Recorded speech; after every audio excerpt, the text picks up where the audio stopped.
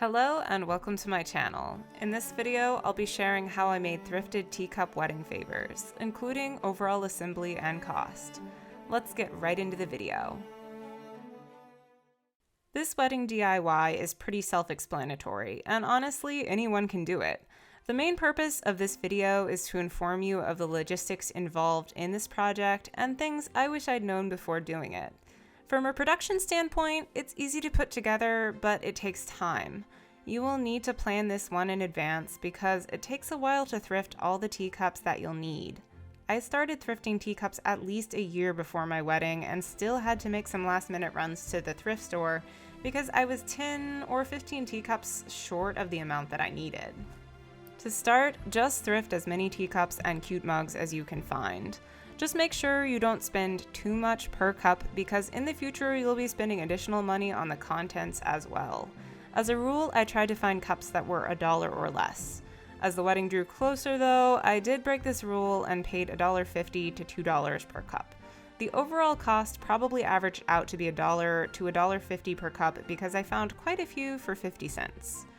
I had originally planned on only using teacups because my perfectionist sensibilities wanted consistency.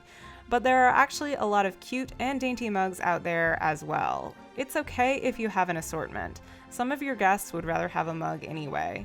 Plus, if you are overly picky and have an estimated 80 guests coming to your wedding, like I did, then you may have a hard time thrifting the amount that you need.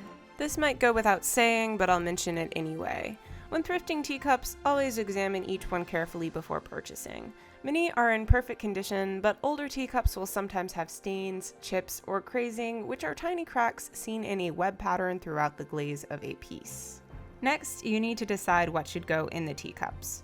Since my husband and I had a fall wedding, I wanted to emphasize cozy vibes by filling the cups with cocoa, tea, and chocolate. Obviously, you'll want your favors to be something that guests will like and take with them, and people tend to like food. For the cocoa, I chose Land O'Lakes cocoa packets, which are delicious and in taller-shaped bags, which fit pretty well into most of the cups. I also chose this brand because the packaging is more aesthetically pleasing than some other brands that I looked at. I spent way too much time trying to find packets that fit in the cups, but I did the research so you don't have to.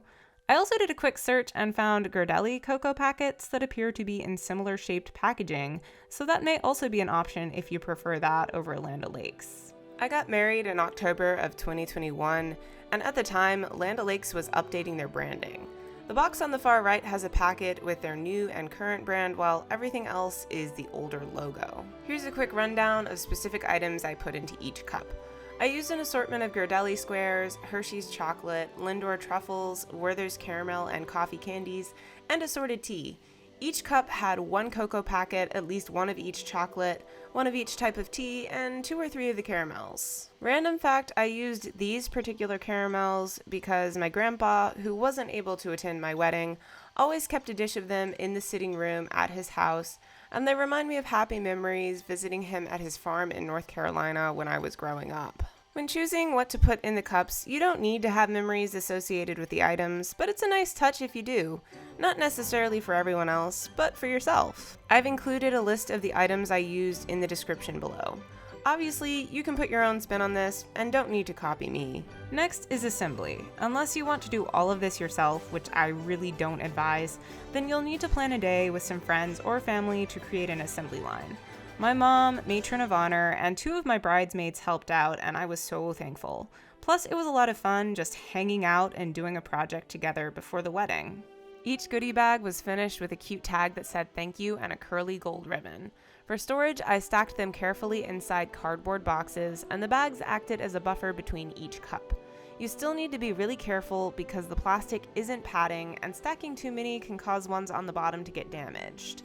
Also, overfilling the boxes can cause them to be too heavy and they won't be safe to move to the venue. We put these together 2 or 3 weeks before the wedding. I don't recommend doing it too early because the favors have to be stored leading up to the event. If you use chocolate in your teacups, remember to store them out of direct sunlight and in a temperature-controlled environment that won't get too hot. On the wedding day, all the favors were put out on a table at the venue and it was first come, first serve. One of my friends said that many guests had a lot of fun choosing which cup they wanted, and one of my guests even sent a photo of themselves enjoying tea a couple days after the wedding, which made me really happy because it was good to know that someone, at least one person, really enjoyed the favor. I used my Cricut Maker to create a custom sign for the favor table. I recommend putting a sign out because some guests might miss it even if there is one.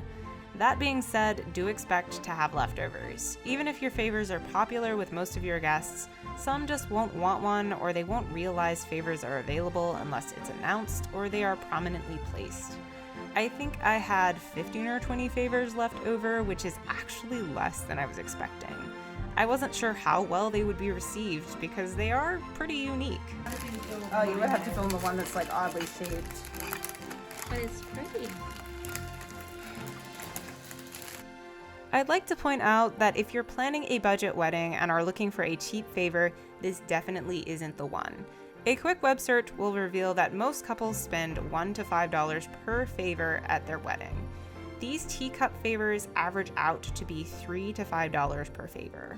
I would 100% do this project again, but would leave more room in my budget because it ended up costing more than I had planned. Do I regret it? Absolutely not. These favors were perfect for my antique fall wedding and guests loved them. My husband and I got married at the beautiful Liriodendron Mansion in Bel Air, Maryland, which fit perfectly with an antique, almost fairy tale aesthetic, so these favors were right on theme.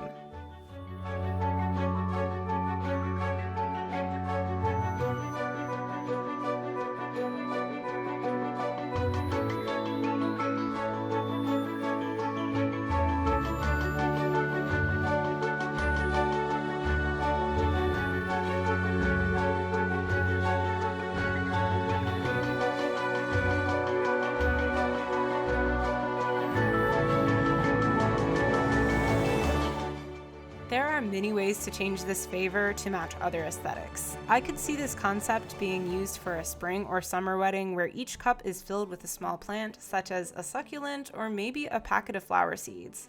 I feel like you could take this idea a step further and plant small flowers directly in the teacups. Of course, you'd have to plan that pretty far in advance, especially if you were starting from like little seedlings, but that could be a really fun concept. I've also seen where some DIY brides make teacup candles to give their guests, which would be great for a fall or winter wedding. Another fun idea would be to put cupcakes in the teacups as well. This could be a creative way to give guests a favor and cake. Maybe this idea could be used in place of a wedding cake. I can envision cupcakes sitting neatly in teacups, all perched on an assortment of cake stands, surrounded by fresh flowers and fairy lights. Feel free to ask any questions about this fun DIY wedding project. One of my favorite aspects of the process was being able to team up with family and friends. It made the whole process a lot more fun. Everyone's design preferences are different, so how would you make and arrange these favors? What season would you style them for? I'd love to hear your creative ideas in the comments below. Thanks so much for watching. Please like and subscribe for more DIY lifestyle and travel content. You can also find me on Instagram at artsyellen1216. Well, until the next one, I'm out. Bye!